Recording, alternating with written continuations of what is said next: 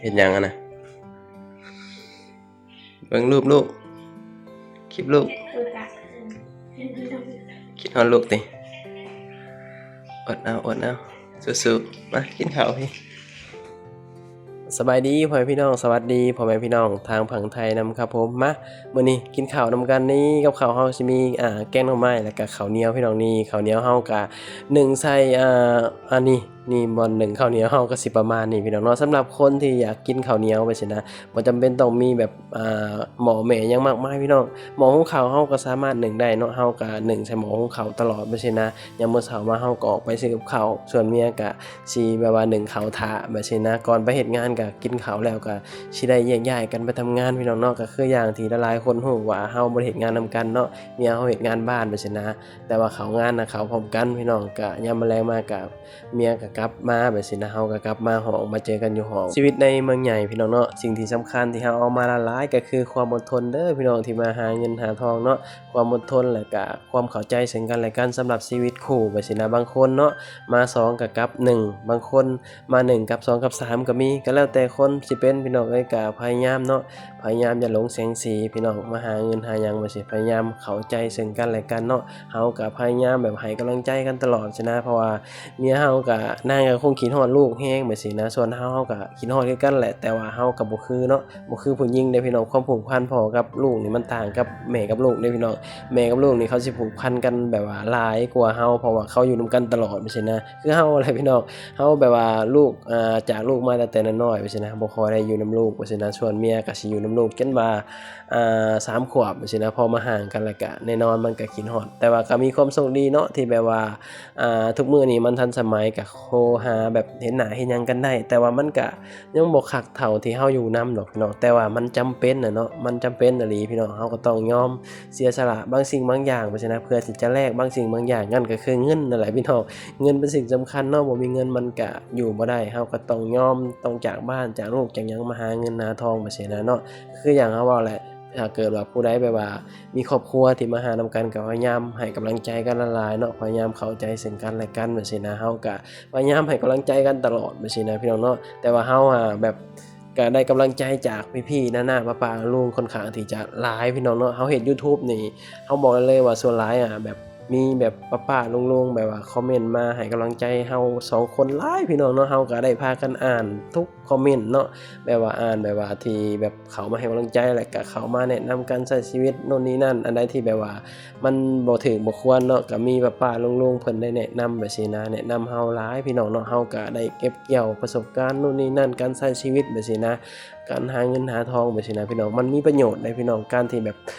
แบบมีแบบว่าคนคอมเมนต์มาแบบว่ามาแนะนำเฮาแบบสิโน่นนี่นั่นเฮาแบบสิซึ่งเฮาบอกว่ามีประโยชน์หลายพี่น้องเนาะบางสิ่งบางอย่างเฮาก็สามารถเอาเก็บมาแบบว่าใช้กับชีวิตเฮาได้แบบสินะกับใช้ชีวิตประจำวันเฮาได้แบบสินะการใช้เงินบ่การใช้ชีวิตบ่โน่นนี่นั่นการเฮ็ดเวียกเฮ็ดงานอยู่ไทยแบบสิเนาะถ้าเกิดว่าเฮาบ่ฮู้หยังเฮาก็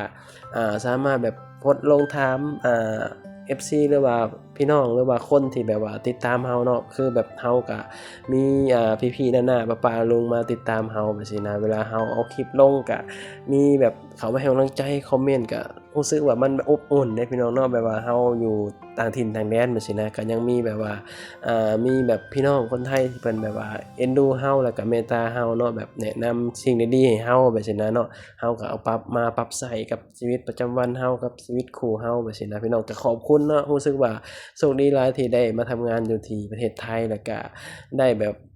รู้จักแบบว่าหลายสิ่งหลายอย่างพี่น้องเนาะแล้วก็รู้สึกดีใจเนาะที่แบบว่าเฮาแบบภาษาไทยกับภาษาลาวนี่มันใกล้เคียงกันแบบซี้นะการสื่อสารมันก็ง่ายซี้และที่สำคัญก็คือแบบว่าคนไทยส่วนหลายใจดีพี่น้องเนาะส่วนมากที่ใจดีแบบว่าแบบคือมาให้กำลังใจแล้วก็มาให้คำแนะนำหลายสิ่งหลายอย่างพี่น้องเนาะก็เฮาก็ขอบคุณบ่ฮู้ว่าสิขอบคุณจั่งใดพี่น้องเนาะก็บ่ฮู้ว่าสิตอบแทนจั่งใดไปซี้นะสิ่งที่เฮาตอบแทนได้ก็คือเฮามาอยู่แล้วเฮาทำตัวให้ดีเนาะเฮามาอยู่แล้วเฮาอยู่ให้ถูกต้องตามกฎหมายบ่สร้างความวุ่นวายให้ประเทศไทยหรือว่าคนไทยแค่นี้เฮาว่าโอเคได้เฮาว่าเนาะการที่เฮาแบบว่าตอบแทนแบบว่าเท่าที่เฮาแบบว่าเฮ็ดได้ไปซี้นะนั่นคือแบบว่ามันเขาเอิ้นจั่งใดพื้นฐานแบบง่ายๆเนาะสำหรับคนที่มาอาศัยอยู่ไทยโดยเฉพาะคนลาว เฮาแบบนี้นะพื้นฐานง่ายๆพี่น้องแบบว่าการที่เฮาจะตอบแทนประเทศไทยหรือว่าคนไทยก็คือเฮาอยู่แบบว่าบ่สร้างความวุ่นวายให้สังคมไทยบ่สร้างความวุ่นวายให้ประเทศไทยบ่ให้ประเทศไทยเสื่อมเสียแค่น่ะนี่คือเฮาว่าในความคิดเฮาได้นี่คือสิ่งที่เฮาตอบแทนได้ก็บ่ได้มีหยังมากมายพี่น้องเนาะคือหยังเขาเว้าแหละพยายามอยู่ให้มันถูกต้องตามกฎหมายแบบนี้นะพยายามบ่สร้างความวุ่นวายยามมื้อเช้ามาเฮาก็ไปทำงานยามมื้อแลงมาเฮาก็กลับห้องชีวิตมันก็วนเวียนอยู่แบบนี้แหละพี่น้องมันดีกว่าอยู่บ้านเฮาได้อยู่บ้านเฮามันบ่มีเวียกเฮ็ดงานทำอยู่ไทยมีงานเฮ็ดแล้วเฮาก็มีเงินแล้วก็เฮามีแบบว่าเงินส่งกลับบ้านให้ลูกให้หยังแบบนี้นะสำหรับคนที่ยังบ่ทันมีครอบครัวก็ส่งให้พ่อให้แม่เฮ็ดเวียกเฮ็ดงานเฮ็ดไร่เฮ็ดนาเนาะเพราะว่าอยู่ลาวเฮาอะส่วนหลายก็แบบว่ามันสิแบบเฮ็ดไร่เฮ็ดนาแล้วก็ต้องแบบว่าลูกมาหาเงินอยู่ไทยก็ต้องพากลับบ้านจังซี่นะพี่น้องแต่สำหรับคนที่มีครอบครัวมีลูกมีหยังก็ค่าใช้จ่ายค่าความรับผิดชอบมันก็สิมีหลายขึ้นจังซี่นะแต่ว่ามันก็มีข้อดีแล้วก็ข้อเสียพี่น้องการที่ใช้ชีวิตคู่หรือว่าใช้ชีวิตโสดจังซี่นะการใช้ชีวิตคู่แน่นอนแหละพี่น้องเนาะมันก็ต้องเข้าใจหลายสิ่งหลายอย่างแล้วก็ต้องยอมเสียสละบางสิ่งบางอย่างออกไปจังซี่นะเพื่อที่จะมาใช้ชีวิตคู่หรือว่ามาหาเงินหาทองพี่น้องเนาะชีวิตมันก็แบบนี้วนเวียนอยู่แบบนี้แหละพี่น้องเนาะก็พยายามแบบว่าตั้งใจหาเงินเนาะสำหรับคนลาวที่เขามาหาเงินอยู่ไทยจังซี่นะก็พยายามตั้งใจเก็บออมเนาะเฮาก็คนหนึ่งแบบบอกตัวเองตลอดเนาะว่าเฮาต้องประหยัดเฮาต้องรู้จักซื้อรู้จักจ่ายแล้วก็เฮาแบบว่าบ่ใช้เงินฟุ่มเฟือยแบบนี้นะแต่ว่าถามว่าซื้อได้บ่ซื้อได้พี่น้องแต่ว่าเฮาก็อย่าใช้เงินฟุ่มเฟือยอย่าใช้เงินเกินโตวเฮาแบบนี้นะเพราะว่าการใช้เงินเกินโตวมันสิเฮ็ดให้เฮาแบบบ่มีเงินเก็บแบบนี้นะเพราะว่ามันมีหลายคนหลายเป็นได้พี่น้องเนาะบางคนเข้ามาแล้วก็บ่ตั้งใจเก็บเงินบางคนก็แบบว่าเข้ามาแล้วก็อาจจะแบบค่าใช้จ่ายทางบ้านอาจจะหลายแบบนี้นะหลายคนก็หลายเป็นพี่น้องเนาะเฮาก็บ่รู้ว่าแต่ละครอบครัวแต่ละคนมันเป็นจั่งใดแบบนี้นะก็สิ่งที่เฮาเฮ็ดได้ก็นั่นแหละก็พยายามตั้งใจเก็บพี่น้องพยายามตั้งใจหาเนาะแต่ว่าการที่มาใช้ชีวิตอยู่ไทยนี่เฮาบอกได้เลยว่าง่ายที่สุดแล้วพี่น้องง่ายกว่าไปประเทศอื่นเนาะสำหรับเฮาเลยเฮาบอกเลยว่าง่ายไปกว่าประเทศอื่นจังซี่นะเพราะว่าเฮาเห็นคนลาวเองก็ไปทำงานต่างประเทศก็หลายเนาะไปเกาหลีบ่ไป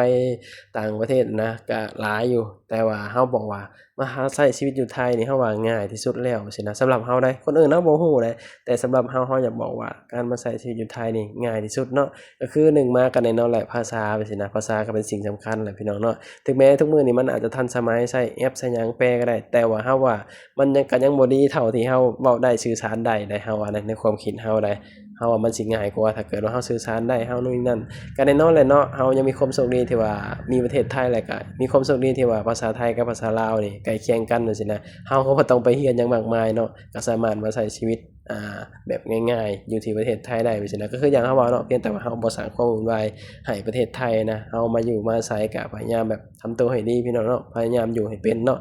คลิปนี้เฮาก็สิได้ปิดคลิปแล้วเด้อพี่น้องก็ขอบคุณเนาะขอบคุณหลายๆที่เสียสละเวลาเข้ามาเบิ่งมาชมคลิปนี้ไปแล้วสบายดีสวัสดีครับผม